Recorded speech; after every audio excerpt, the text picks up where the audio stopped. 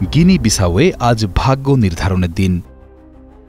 পশ্চিম Africa দেশটিতে আজ অনুষ্ঠিত হতে যাচ্ছে প্রেসিডেন্ট নির্বাচন।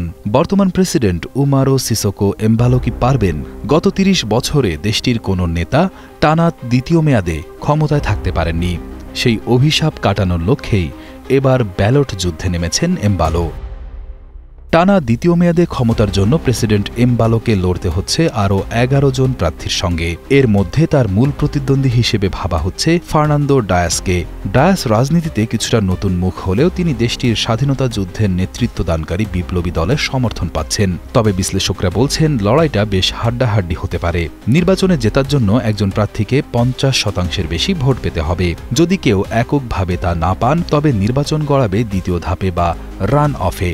দেশটির প্রায় ২০ লাখ জনসংখ্যার অর্ধেকই এবার ভোটার হিসেবে নিবন্ধিত হয়েছেন। প্রেসিডেন্ট এমবালোর রাজনৈতিক পথচলা কখনোই মসৃণ ছিল না। ২০১৬ থেকে ২০১৮ সাল পর্যন্ত তিনি প্রধানমন্ত্রীর দায়িত্ব পালন করেন। এরপর ২০১৯ সালের নির্বাচনে নিজেকে গিনি বিসাওয়ের ঐক্যের প্রতীক হিসেবে তুলে ধরেন। জাতি ধর্ম বর্ণের ভেদাভেদ ভুলে দেশকে এক করার প্রতিশ্রুতি দিয়ে ২০২০ সালের জানুয়ারিতে ৫৩.৫৫% ভোট পেয়ে প্রেসিডেন্ট নির্বাচিত হন সাবেক এই সেনা জেনারেল। ক্ষমতা গ্রহণের মাত্র ২ বছরের মাথায় ২০২২ সালের ১ ফেব্রুয়ারি এক ভয়াবহ অভ্যুত্থান চেষ্টার মুখে পড়েন এমবালো। মন্ত্রিসভার বৈঠক চলাকালে প্রায় ৫ ঘণ্টা ধরে চলে ভারী গুলিবর্ষণ ও হামলা। সেই যাত্রায় তিনি প্রাণে বেঁচে যান। হামলার পর এমবালো জানিয়েছিলেন মাদক চোরাচালান ও দুর্নীতির বিরুদ্ধে তার কঠোর অবস্থানের কারণেই এই হামলা চালানো হয়েছিল। প্রসঙ্গত ১৯৪৭ সালে পর্তুগাল থেকে স্বাধীনতা লাভের পর থেকে এ পর্যন্ত গিনি বিসাওয়ে অন্তত ১০ বার সামরিক অভ্যুত্থান বা অভ্যুত্থান চেষ্টা হয়েছে।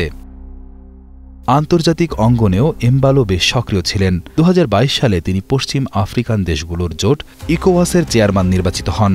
সম্প্রতি ২০২২ ও ২৫ সালে তিনি যথাক্রমে চীনের প্রেসিডেন্ট শি জিনপিং এবং রাশিয়ান প্রেসিডেন্ট ভ্লাদিমির পুতিনের সঙ্গে বৈঠক করেছেন। এই কূটনৈতিক তৎপরতা দেশটির আন্তর্জাতিক সম্পর্ক জোরদারে ভূমিকা রেখেছে।